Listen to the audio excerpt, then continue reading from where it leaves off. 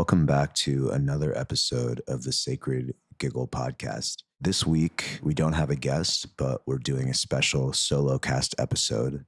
I'm committing to releasing an episode every single week this year, no matter what. So on the rare occasions that we don't have a guest and a conversation, I'll be doing a Solocast episode. And for those of you who follow my Scary Sunday series on Instagram, which is also posted here on the podcast, this will kind of be a more in-depth version of that and less about me sharing, my personal vulnerabilities, which is really the point of Scary Sundays, and more about just offering some thoughts and prescriptive, more actionable advice on topics around self-development, personal healing, creating more personal authenticity, trusting ourselves, these kinds of things. So without further ado, as always, this is your host, Ashish, aka ShiShi, aka my voice gets deep when I'm tired.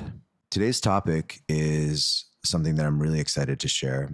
And the inspiration for the chat is actually something that my mother sent me on Instagram. So my mom, my sister, and I, we have a cute little family chat DM on Instagram where we share things. And, my mom, God bless her soul, is always sending us really cool spiritual things, positive messages, just kind of trying to brighten our day. And I really love and appreciate her for that. And something that she sent last week that really caught my eye was this picture by a spiritual guide and mentor by the name of BK Shivani. That's BK Shivani, for those of you who want to look her up. And it was a post that she made. And I'm just going to read what the post said, and then we'll dive into the topic that the post inspired. So the post reads, "If we check our habits and sun scars," which is basically our habits and behaviors, we know what we want to change. We know why we need to change. We know how we have to change. And yet, we are still unable to change, followed by the sentence, "The what, the why, and the how of change works only and only when there is a deep want to change." So this is a beautiful sentiment. It's a beautiful idea, this post about essentially habit formation, right? Getting rid of poor habits, replacing them with good habits, and the discipline, the personal responsibility that it takes to consistently sustain that behavior of maintaining good habits. And it got me thinking, as I read this, well, can we go one layer deeper? So when she says that the what, the why, and the how of change works only and only when there is a deep want to change, how do you create a deep want to change, right? And this is something that is not an original idea of my own by any means. In many schools of thought pertaining to addiction, pertaining to even just basic therapy, it's a commonly held belief, and I believe an accurate one, that a person can only change if they want to, right? It's the old adage of you can lead a horse to water, but you can't force it to drink the water. So it just got me thinking, how do we actually influence that desire to change? What makes the difference between somebody who is in a really negative situation, who has a deep desire to change, which will then influence the what, the how, and the why, versus somebody who may be in a similar situation who just simply doesn't have the desire? And as I reflected on it, what came up for me was oftentimes what causes a desire to want to change is a deep sense of self-worth, a deep belief that one can change and that one is worthy of change, that one is actually worthy of living those better habits.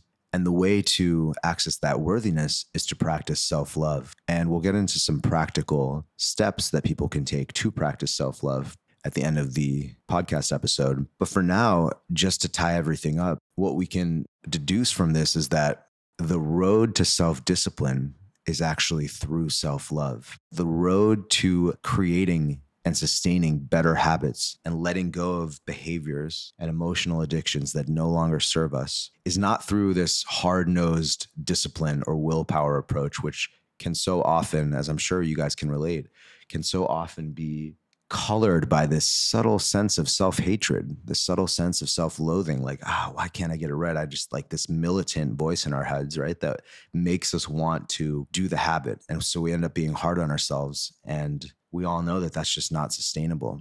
Eventually, we're going to crack and we're going to swing in the other direction because there's a little part of us that is not feeling seen when we're being that hard on ourselves. And that little part of us is going to grow stronger and stronger, and eventually it's going to rebel. Or maybe we can keep it up, but at what cost?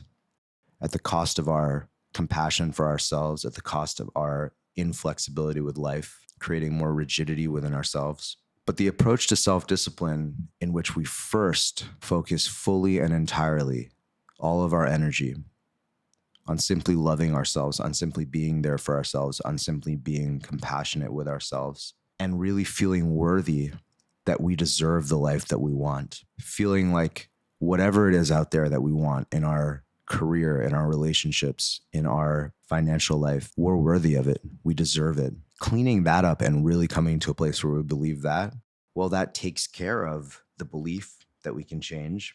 That takes care of the sense of self-worth, which then naturally leads to a deep desire to change. Because the only reason that any organism on earth does not pursue a real and authentic desire for itself is because there is some dissonance within that organism, that it's confusing the organism into believing that it either cannot attain the desire or it is not worthy of desire. So if we can fix those limiting beliefs about ourselves and about our abilities and our self-competence, our self-efficacy, that naturally creates a doorway for a deep desire to change, which then naturally creates a doorway for the what we have to change, the why we have to change it, and the how we're going to do it, because now we believe that we actually can. It reminds me of the quote, "What would you do if you knew you could not fail?" Think about a time in your life or an activity where you felt so confident. It could be something as simple as brushing your teeth or putting on your shoes, or it could be maybe a skill that you have that you've developed over time that you feel very skilled and confident in. Whatever it is, think about something that you're really good at that you don't even think twice about, that you could do in your sleep. Is there any blockage in carrying out that activity?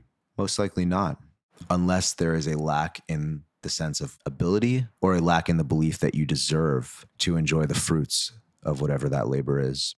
So I'll leave you guys with a couple practical tools that I've been employing in my life that have really helped me to focus on self-love and self-worthiness and self-belief. Because for so long, I tried the militant route, right? I tried to be disciplined. I tried to wake up at a certain time and I would berate myself for not doing it. And it just never worked. It was never sustainable. Even if I got some momentum, eventually some part of me would rebel because I wasn't fully loving and being there for myself. So one exercise that I picked up from Mel Robbins, who is an amazing author that I highly recommend you guys check out, is called the high five habit. So she talks about every morning when you wake up, you step to the mirror, you look your reflection in the eye, and you just high five yourself. Now, sounds a little contrived, sounds a little lame, sounds a little cheesy. And I'm not going to lie, it kind of is when you first start. But if you're listening and you've listened this far, I have a proposition for you. Make a commitment to yourself that you're going to do this for 5 days. It takes 2 seconds, right? It's not like you need to meditate for 30 minutes every morning or anything like that. It's literally having that one moment with yourself every morning before you start your day where you just acknowledge the human staring back at you, the human that is doing his or her best, the human that is a fallible yet beautiful, well-intentioned human on this earth, trying to walk this path with as much integrity and love and compassion as he or she can. And just try this out. Try it on. And if you do take this on, hit me up. Shoot me a DM at ShiShi Music on Instagram. Let me know how it went. And the last thing I'll say, which is more of a general theme and not a specific practice like what I just shared, is try having an awareness that every time you start to feel like you're not being disciplined enough, watch for the part of you that wants to be hard on yourself and berate yourself, and practice replacing that voice with a more compassionate, loving voice, and reminding yourself that whatever it is you desire in this life, you deserve to have. Now, of course, this can be a lifelong practice of therapy, getting rid of limiting beliefs, figuring out your mommy and daddy issues, whatever it is. And that's beyond the scope of this talk. But the purpose of this short rant is to offer that there is a way to self-discipline through self-compassion, self-acceptance, and radical self-love. And I believe that that is the only sustainable way to lasting habit formation and behavioral change that supports your highest self. So thank you all for tuning in. If you like what you're hearing on this podcast, I would strongly urge you to subscribe so you don't miss any episodes on Spotify or your favorite listening platform for podcasts. And of course, go follow the Sacred Giggle podcast on Instagram. Shoot me a message at ShiShi Music with your thoughts on this podcast or any of the other conversations. And thank you so much for your support. I love you all, and I'll be back with you soon. Peace. Much love.